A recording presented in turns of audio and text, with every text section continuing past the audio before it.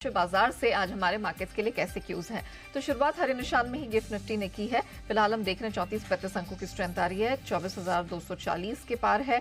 Dow futures हालांकि 50 अंक नीचे है इस समय। नास्डैक फ्यूचर्स में भी हम 60-61 अंकों की कमजोरी देख रहे हैं। एशियन मार्केट्स में कुछ मिला जुला सा ही कारोबार दिखाई दे रहा है। 210 अंकों की स्ट्रेंथ के साथ जापानीज मार्केट निके इस समय कारोबार कर रहा है। बाकी जितने मार्केट्स खुल रहे हैं उनमें आप कह सकते हैं कि कुछ range bound flat to positive opening फिलहाल तो बनती हुई दिखाई दे रही है। कच्चा तेल 2 महीने की ऊंचाई पर $87 के करीब अब चला गया। और सोने चांदी की बात करें तो यहां पर एक छोटे दायरे का ट्रेड ही दिख रहा है। क्या कुछ हुआ अंतर्राष्ट्रीय बाजारों में और कौन से महत्वपूर्ण ट्रिगर्स डेटा पॉइंट्स जिन पर रखनी है खास नजर, आइए दीपांशु हमारे साथ जुड़ चुके हैं, उनसे समझ लेते हैं।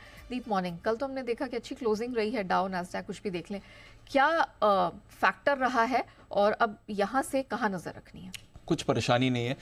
नई छिमाई की शुरुआत अच्छे नोट पर आप होते हुए देख रहे हैं। पहली छिमाई तो काफ़ी बढ़िया रही है अमेरिकी बाजारों के लिए, और कल भी आपने देखा आईटी की तरफ से आउट परफॉर्मेंस आ रही है। नास्डैक आपका ज़्यादा परफॉर्म कर रहा है, डाउ के रिलेटिवली अंडर परफॉर्मेंस आपको दिख रही है। तो डाउ एक बार फिर से बड़ी रेंज में कारोबार हुआ और उतार चढ़ाव के बीच हमने देखा सिर्फ हल्की बढ़त, 50 अंक की ऊपर बंद हुआ। इनफैक्ट दिन की ऊंचाई से तो ऑलमोस्ट 300 पॉइंट गिरकर बंद हुआ है।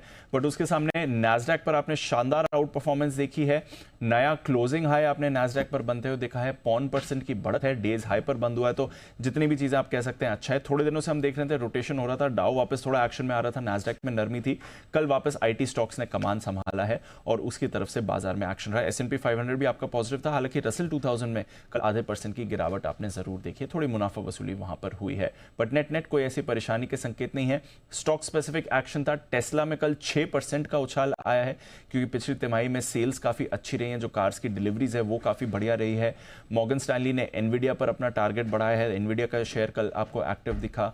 बोइंग एक एक्विजिशन करने जा रहे हैं, उसके दम पर 3% ऊपर था। तो स्टॉक स्पेसिफिक एक्शन था, बट नेट बाजार में आपने पॉजिटिविटी ही आते हुए देखी है। एक चिंता की बात जरूर है, जो इनकी 10 साल की बॉन्ड यील्ड है पिछले कुछ दिनों में मिलाकर करीब 20 बेसिस पॉइंट बढ़ गई है। 4.25% पर थी कुछ समय पहले, अब ये बढ़कर 4.45% पर हो गई, क्योंकि आने वाला समय डेटा के लिहाज से काफी अहम है। पिछला डेटा ऑलरेडी दिखा रहा है कि शायद सितंबर की रेट कट गारंटीड नहीं है। फेड कमेंट्री भी यही दर्शा रही है। अब इस हफ्ते भी अगर आप देखें, आज जेरोम पावेल साहब ईसीबी के एक सम्मेलन में बात करने वाले हैं, तो उनकी कमेंट्री इंपॉर्टेंट रहेगी। कल फेड बैठक के मिनट्स आएंगे और फिर फ्राइडे को इनका जॉब्स डेटा भी आने वाला है। तो उससे पहले थोड़ी बॉन्ड मार्केट सतर्क हो रही है और बॉन्ड यील्ड आपकी लगातार ऊपर जा रही है, तो यहां पर ध्यान रखने की जरूरत है। वैसे और कोई चिंता की बात नहीं आ रही है जहां तक अमेरिकी बाजारों का सवाल है। यूरोप में कल आपने ठीक ठाक एक्शन देखा।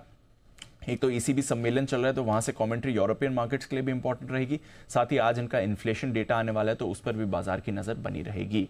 कमोडिटी बाजार की बात करें तो यहां पर जबरदस्त एक्शन जरूर बन रहा है, स्पेशली कच्चे तेल में। 4 दिन से खरीदारी हो रही है। 2 महीने की ऊंचाई पर आपको ब्रेंट दिख रहा है, $86 के पास है। इनफैक्ट ऑलमोस्ट $87 पर ये आपको आते हुए दिख रहा है। अमेरिका में मांग बढ़ रही है और मिडिल ईस्ट तनाव अभी भी आप देख रहे हैं, कोई बड़ा सोल्यूशन वहां पर नहीं आया। तो इन दोनों के दम पर कच्चे तेल में खरीदारी दिख रही है। सोने में आपने कल मामूली बढ़त देखी है, बट चांदी में 1-1.25% की खरीदारी जरूर थी। कॉपर में भी थोड़ी रिकवरी आई है। बाकी बेस मेटल्स में कुछ ज्यादा खास एक्शन नहीं रहा। तो नेट अच्छे संकेत आ रहे हैं ग्लोबल मार्केट से, बट आने वाला समय इंपॉर्टेंट रहेगा कमेंट्री और डेटा के लिहाज से। चलिए, तो यहां पर स्थिर संकेत तो जरूर दिख रहे हैं। अब यही समझने वाली बात होगी कि जिस तरह के ग्लोबल क्यूज हैं उन सबके बीच आज हमारे मार्केट में क्या ट्रेडिंग रणनीति अपनानी है।